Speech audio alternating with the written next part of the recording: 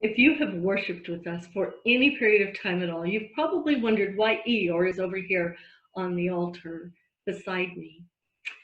I hope to answer that question with a story I first heard from a man named Tim Wright. It is about Eeyore floating down the river upside down in a whirlpool he can't escape. And he's floating down the river at the same time Winnie the Pooh is crossing over the bridge into the 100-acre wood. And as he gets to about the middle of the bridge, he looks down and he sees his friend whirling around underneath him in this whirlpool. And he looks at his friend and he says, "Eeyore, did you fall in the river again?" "Yep, I did." "Well, Eeyore, you're going to have to be much more careful." "Yep, I am."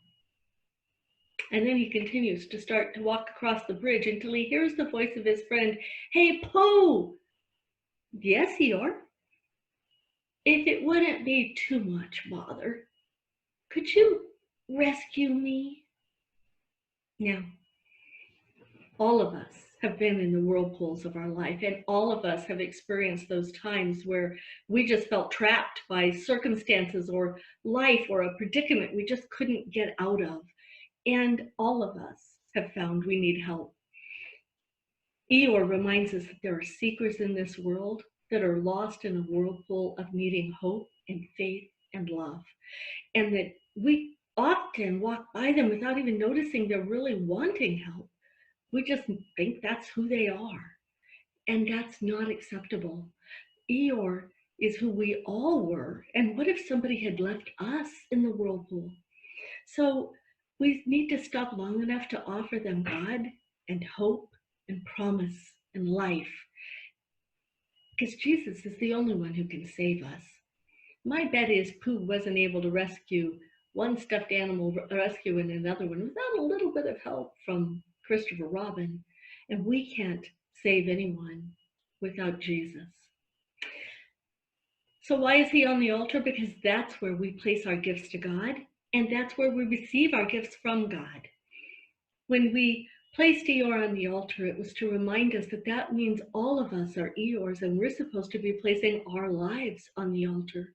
And we're supposed to be doing the things God calls and gifts and creates us to do, like reaching the seeking, those who are trying to find a way out of their whirlpool. And when we do that, we offer ourselves to God, and he offers us a gift in return that we receive, which is to have lives that have eternal value and purpose. So that's why he's on the altar. But why is he clinging to the cross? It's not because we think there's some magical voodoo in the cross that's going to make things happen. It's because it's a symbol of how much God was willing to do to have us and what it cost him, and that our attempt to fulfill our purpose, it reminds us what we can do to help others and to have value. Eeyore then reminds us that it's not about clinging to each other, but always getting closer and closer to Jesus. So that is our prayer for you today. We want you to be closer and closer to Jesus, and every time you see Eeyore by that cross, we want you to think, how can I get a little bit closer, a little bit closer? So pray for opportunities for God to use you as you offer yourself to God, and then to remind you how blessed you are to get to have that kind of value and purpose. And now, maybe when you see him, he will help draw you in to worship in spirit and in truth. When you look at Eeyore from now on, I hope it reminds you that we are to be out helping others out of their whirlpools, and we're to be making sure we don't fall in the whirlpool ourselves in the process. And we can only do that when we cling closely to Jesus. And we need to always, no matter where we are in our spiritual journey, no matter how exploring to maturing we are, we need to be always looking to get closer to Jesus, because none of us have done that enough yet.